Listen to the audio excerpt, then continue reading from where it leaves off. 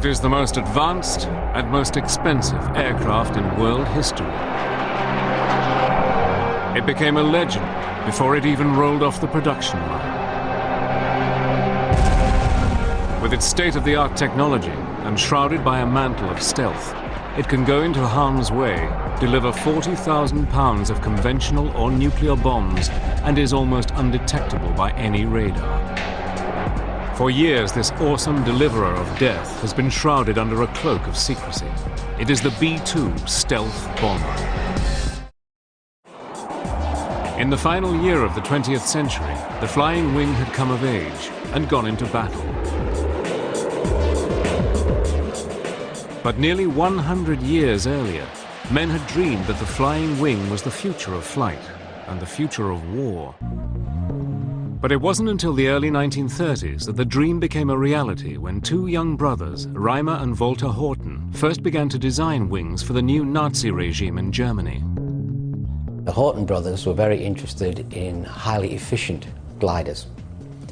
And it's not such a great leap of imagination to realize that the most efficient form for any flying machine is just a pure wing. With the outbreak of World War II in 1939, the Horten brothers continued their groundbreaking work under a shroud of secrecy. By 1941, they were exploring the use of a transport wing to help in the planned invasion of Britain. At the same time, another German, Alexander Lippisch, was working on his own wing design when in late 1941 his Me-163 Comet crossed the 600-mile-per-hour barrier for the first time. The potential of rocket power, combined with a flying wing design, would change aviation history. Meanwhile, the Horten brothers had gone down another path. By 1942, they were working on a 61-feet wingspan aircraft called the H-09. It would be powered by the Junkers turbojet engine that would be fitted to the Me-262.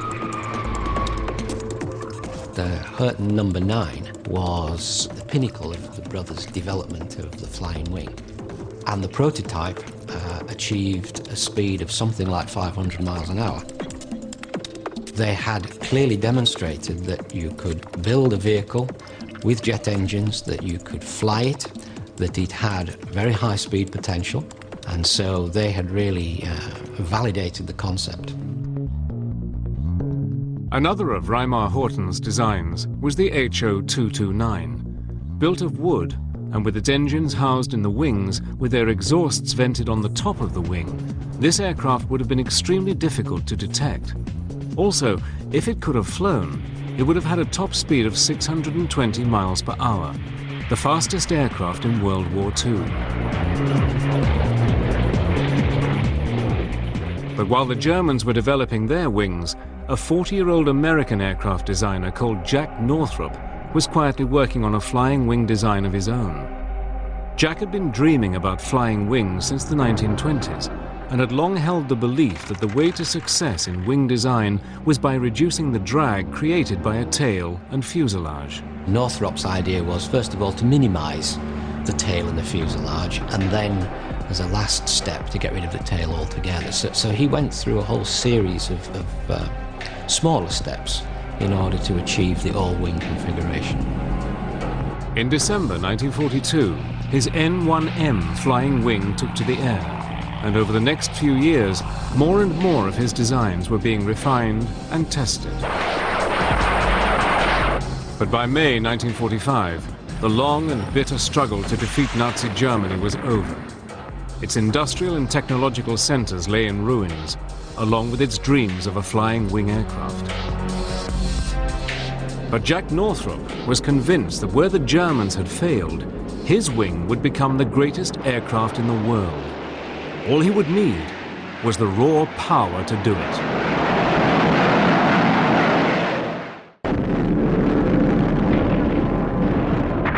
May 1945. Nazi Germany was smashed into submission, and with it went its hopes and dreams of building a flying wing aircraft. But while post-war America continued to build conventional aircraft such as the B-29, one man pursued his vision. In 1946, Jack Northrop tested his massive 400-mile-per-hour B-35 flying wing. Powered by 4 turboprop engines, this aircraft was seen by some as the bomber of the future. This was where Northrop's vision really started to take shape, because the B-35 had a wingspan of about 60 meters. This is a big airplane, even by today's standards. Its problem was that whilst its top speed was about 400 miles an hour, its speed in long-range cruise was only 185 miles an hour. Northrop met this challenge when in 1947 he introduced his new YB-49. Powered by 8 Allison jet engines, this 172-feet wingspan Goliath was capable of flying at over 500 miles per hour at a ceiling of 40,000 feet.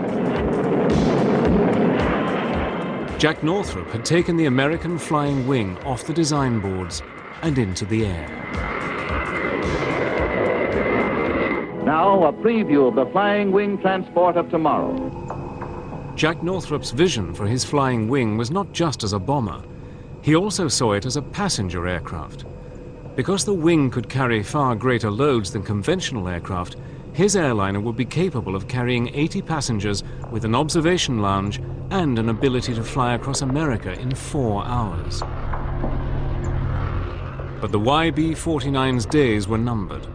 Although years ahead of its time, it was incredibly difficult to fly, and without computers to help control it, the US Air Force felt that as a bomber, it was too unstable and dangerous. In late 1949, and in an unprecedented decision, the US government ordered that all Northrop's YB-49s were to be destroyed. The flying wing looked destined to be confined to just a footnote in history. From the Air Force's point of view, I don't think you could quibble with the decision they made on the day, given the vehicles that were on the table in front of them. But the destruction of the first flying wing came at a perilous time in history. Relationships between East and West were rapidly deteriorating, and the Cold War was heating up. The world was entering a new era of nuclear power and nuclear testing. The Soviet Union had built up a huge arsenal of weapons, and the West responded. In a policy that was known as MAD, mutually assured destruction, the heavy bomber was seen as the first line of attack. SAC, Strategic Air Command, put into place a global system called Operation Chrome Dome, in which massive B-52s would constantly patrol the Earth, ready at a moment's notice to fly to any target deep within the Soviet Union and attack. But SAC was also alarmed at the Soviet Union's new improved radar and SAMs, surface-to-air missiles. SAC was determined not to let its giant B-52 bomber fleet become sitting targets for the Soviet Union. It became apparent that any bomber aircraft that had to penetrate Soviet airspace was going to have to run a layered gauntlet of air defense missiles that could shoot down aircraft no matter how high or how low they were flying. The only way to evade Soviet air defense missiles was to fly so high that you're never going to hit a target with your bomb.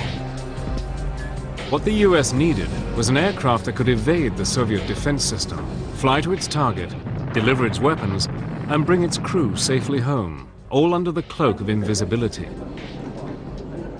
But to do this meant a complete rethink on designing and constructing aircraft. Every aircraft has what is called its radar cross-section.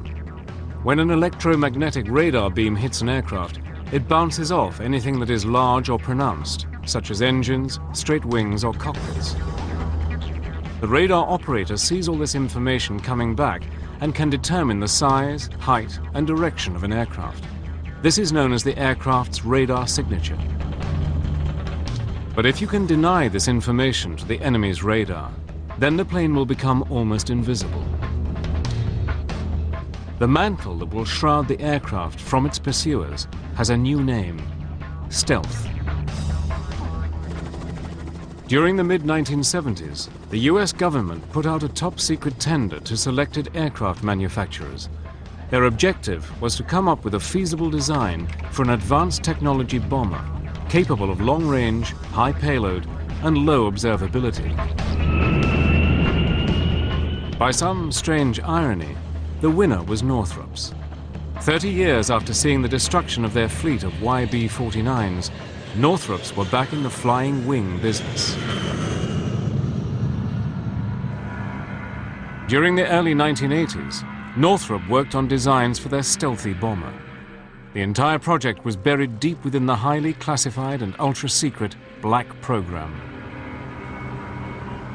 At the time, the US Black program was so secret that even those who knew about it were forbidden from ever acknowledging its existence. Even Congress was denied the knowledge of what or where money was being spent.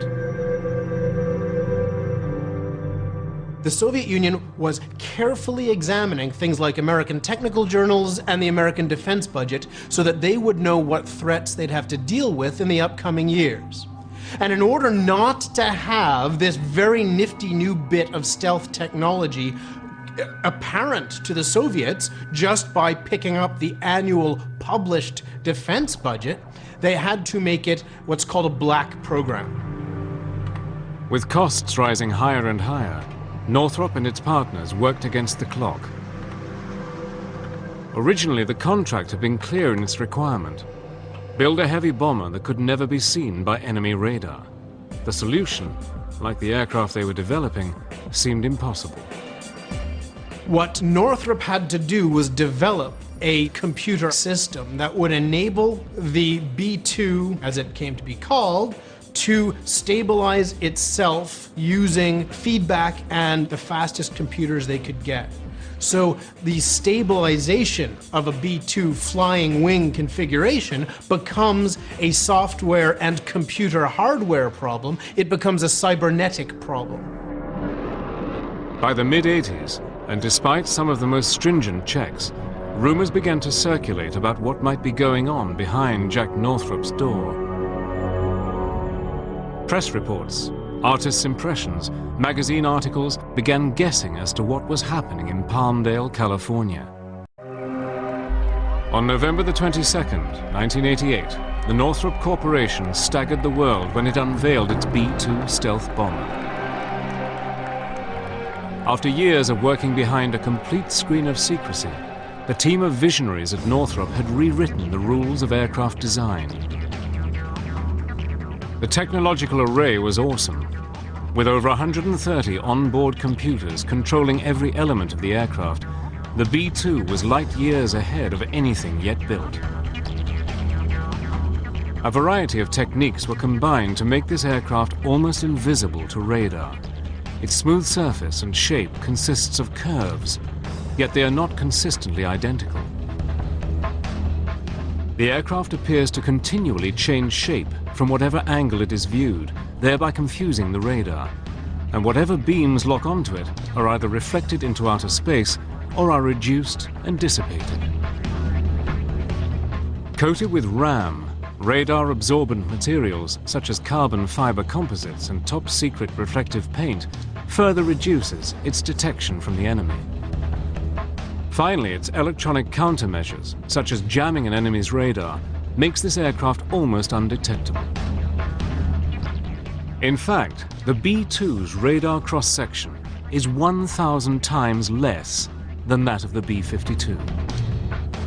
If you take a really big aircraft, but make it essentially really flat, then when radar looks at it, instead of seeing a big round thing flying towards them, it'll just have a sort of pancake. It's like seeing the edge of a knife.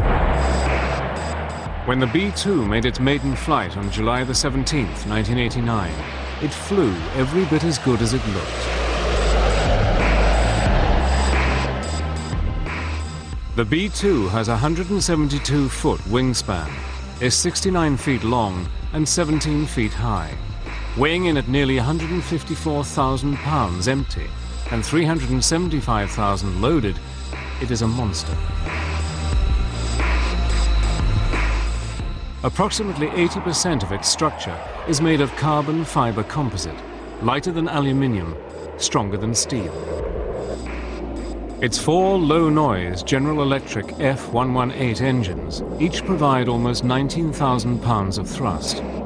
They have special exhaust vents on the top of the wings, which, when its hot gases are mixed with cooler air, make it almost undetectable to heat-seeking sounds. With a top speed of about 680 miles per hour and a service ceiling of 50,000 feet, this massive aircraft can also fly approximately 6,000 miles without refueling. No target anywhere in the world is safe from its weapons. And the amount of weapons it can carry is awesome.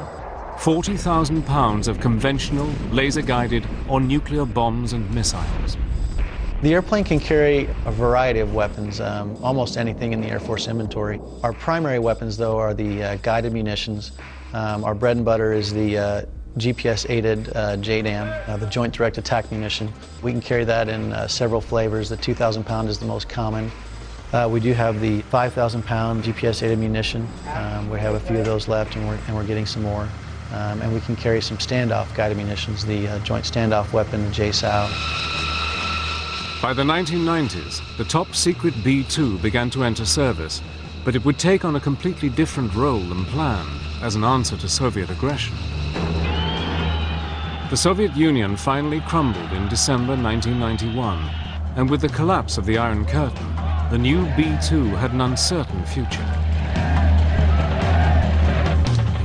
Originally, 132 B-2s were to have been built, but Congress wanted cutbacks, and with the B-2 costing almost $2 billion each, something had to go. It was decided that only 21 B-2s would be built. The B-2 is designed to penetrate the airspace of the Soviet Union undetected. Once the Soviet Union is no longer there, you don't need a big fleet of bombers designed to deliver nuclear weapons to a state that doesn't exist anymore. As the B-2s began to come off the production line, with them came a new breed of aviator. Based at Whiteman Air Force Base in Missouri, the B-2 squadrons became home and schoolhouse for all crews who would fly the very latest in bomber technology. But the first hurdle many must cross is the initial impression of this secret aircraft. Just the shape of the airframe, the glass cockpit, the displays, and the amazing contributions that some very smart engineers made to make that plane possible. And just looking at it fly was pretty amazing.